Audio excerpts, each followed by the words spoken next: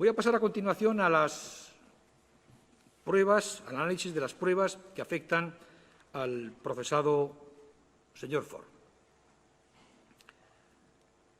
Responsable de la Consejería de Interior desde el mes de julio del año 2017, lo que no fue obstáculo para que en 3 meses recibiera 5 avisos del Tribunal Constitucional, 5 en relación con el Decreto 139, el Decreto 140, la Resolución sobre la Sindicatura Electoral, la Ley del Referéndum y la Ley de Transitoriedad Jurídica. 5 normas que fueron suspendidas por el Tribunal Constitucional.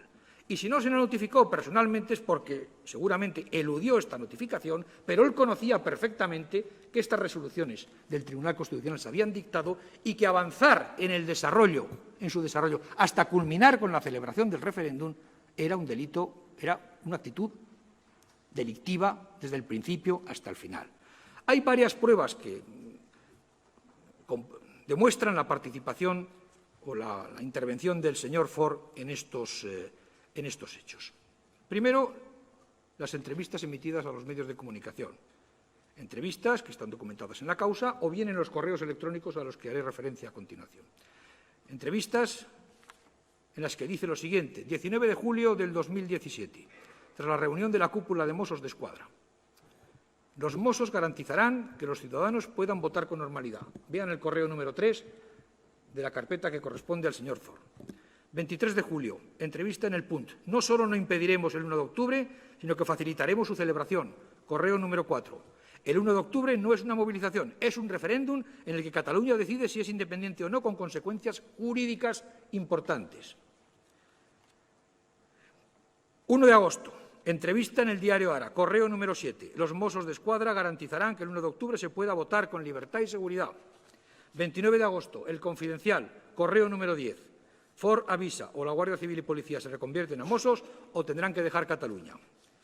27 de septiembre, entrevista a RAC 1, parte de la cual fue exhibida aquí en la sala. Correo número 50, que es donde viene el contenido textual de la entrevista. Habrá referéndum el 1 de octubre. Permitiremos que la gente vaya a votar. Pondremos urnas. Nosotros hemos hecho un plan para garantizar que los ciudadanos puedan votar. Nosotros hemos hecho un plan para garantizar que los ciudadanos puedan votar. Esto dice el 27 de septiembre. ¿Qué plan han hecho? ¿El plan de los Mossos? Es evidente, porque el señor Ford, si uno analiza los correos electrónicos suyos, es informado siempre, siempre por el señor Trapero de todos los incidentes relacionados con este problema. Fue informado de las instrucciones del fiscal superior, de las diligencias policiales que los Mossos enviaban al fiscal superior, fue informado de todas las instrucciones dictadas por el fiscal superior, fue informado de las valoraciones de riesgos de los diferentes escenarios que hacía la Comisaría General de Información. En todos esos hay 15 correos electrónicos que le envía el señor Trapero entre el 12 de septiembre y el 30 de septiembre, donde se le informa absolutamente de todo, incluso de cómo neutralizar la instrucción del fiscal superior, incluso de la posibilidad de desobedecer las órdenes dictadas por el fiscal superior. Y el señor Ford contesta en ocasiones, o alguno de sus subordinados, corrigiendo esas instrucciones o planes, el plan Ágora, el plan para el 1 de octubre, con pequeñas correcciones acerca. Fue informado siempre, y tuvo el control absoluto de los Mossos en todo momento. Y eso es lo que hizo el señor Trapero, comunicarle todo para que todo estuviera controlado. Esto nos lleva a otra cuestión, al plan de los Mossos. La Prefectura de Mossos d'Esquadra puso en marcha un plan de actuación que estaba pensado con 2 objetivos. El primero, simular que se cumplía el mandato judicial, que ordenaba impedir el uso y apertura de los centros en los días previos y el propio 1 de octubre. Y el segundo, facilitar la celebración del referéndum ilegal como querían las autoridades políticas de la Generalitat. El correo que se le envía, la entrevista en la cual, el señor Ford dice que tenemos un plan, evidentemente se está refiriendo al plan que habían diseñado los Mossos para garantizar, simular que se cumplía la orden judicial, pero en realidad facilitar su celebración. Es decir, en apariencia se ejecutaba la orden judicial del Tribunal Superior de Justicia y la suspensión acordada por el Tribunal Constitucional, pero en la práctica se consentía su celebración porque tanto las pautas de actuación como las instrucciones impartidas a los Mossos d'Esquadra excluían el empleo del uso de la fuerza para restablecer la legalidad y el cumplimiento de las resoluciones judiciales. Yo creo que, en realidad, todo el diseño que se llevó a cabo por los Mossos el 1 de octubre fue un montaje.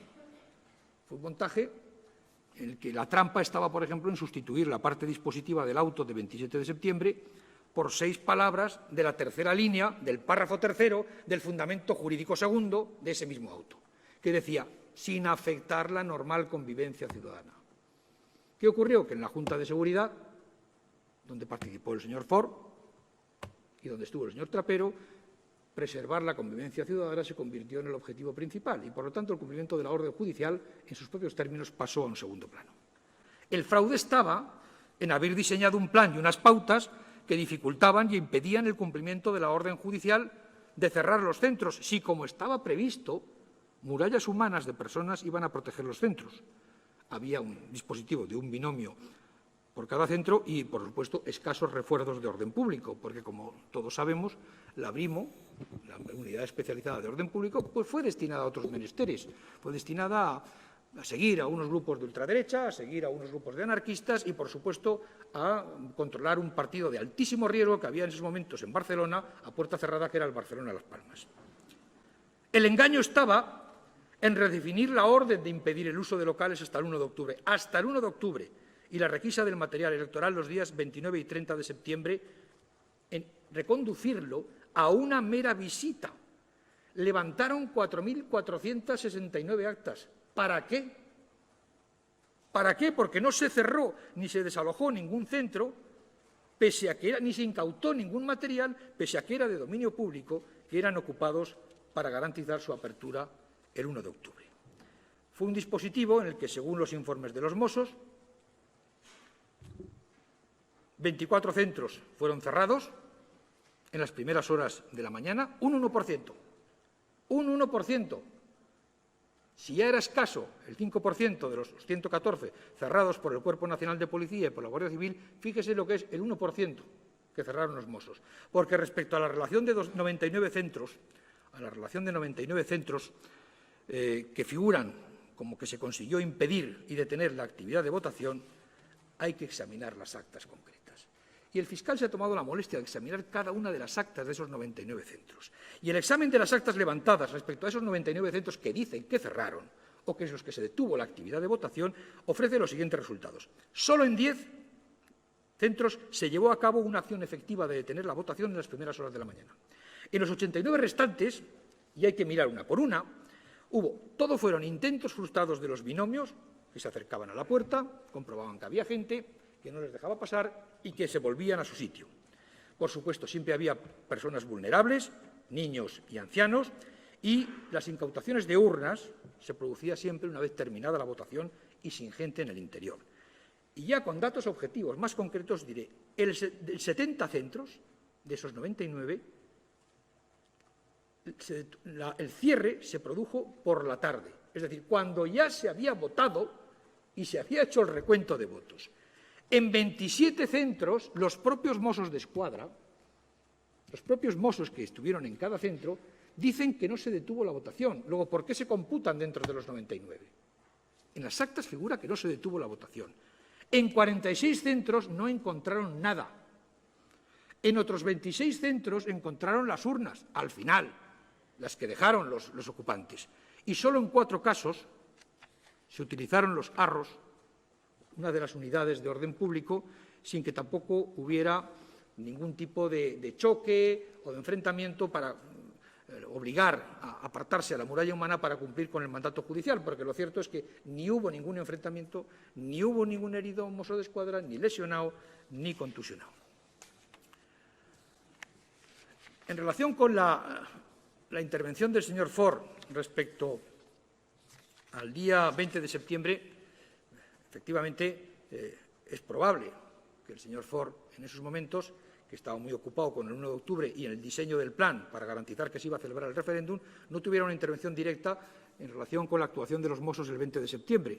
Lo que sí es verdad es que tuvo bastantes comunicaciones telefónicas con el señor Sánchez. Hasta 7 conversaciones y otros 11 intentos de llamada, la primera a la 1:12 del mediodía, la última a las 22:02 de la noche. y probablemente algunas de las llamadas fueran para intentar que el inspector jefe del Abrimo, pues se apartara con sus unidades antidisturbios del lugar como le había exigido el señor Sánchez. Se producen efectivamente algunas de las llamadas por la tarde. Pero lo que es realmente increíble es que el señor Sánchez y el señor Cuixart fueran los dueños y señores del orden público en Barcelona.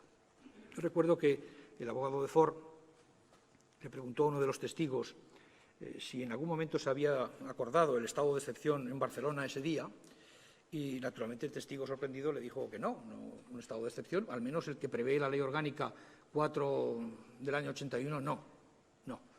Pero sí había un estado de excepción, había un estado de excepción de facto.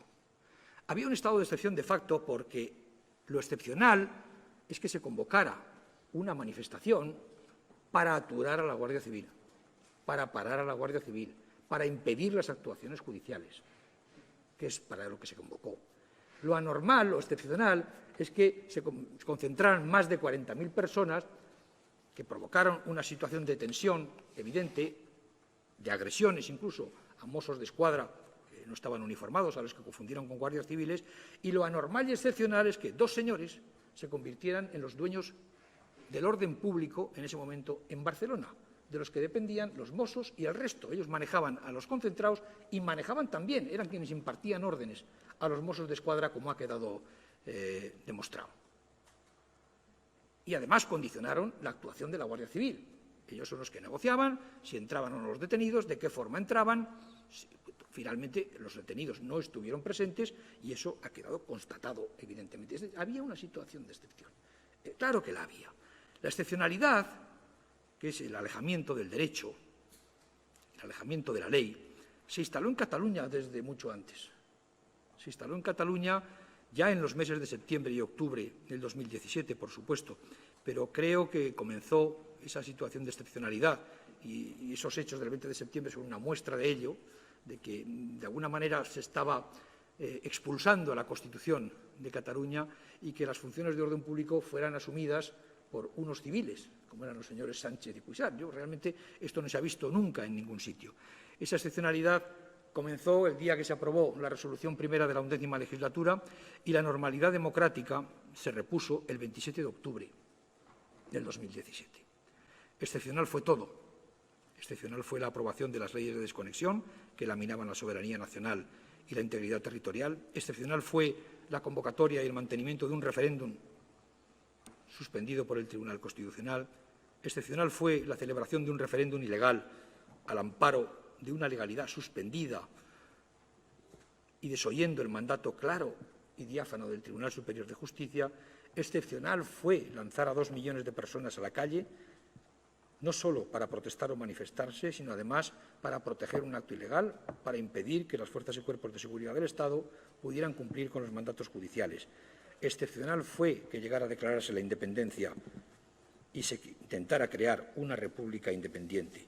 Lo que no podemos aceptar bajo ningún concepto es que quienes se sitúan fuera de la legalidad democrática tilden de antidemocrático el empleo de aquellos instrumentos jurídicos que la legalidad contempla para restaurar el grave ataque al orden constitucional que se había producido, como si lo antidemocrático fuera defender la Constitución y la democracia, como si lo antidemocrático fuera respetar y aplicar las leyes.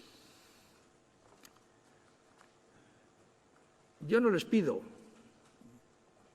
que renuncien a sus convicciones, ni que renuncien a sus ideales. Tienen todo el derecho. Esto es una democracia. Ustedes los pueden defender, los pueden debatir, no los pueden imponer. Eso sí, no nos impongan proyectos políticos por cauces antidemocráticos, utilizando métodos ilegales, vías de hecho y utilizando la violencia cuando es en determinados momentos del proceso. Pero lo que sí les pido, y yo creo que les exijo, es que respeten las leyes, que respeten la convivencia y que respeten los derechos de los demás.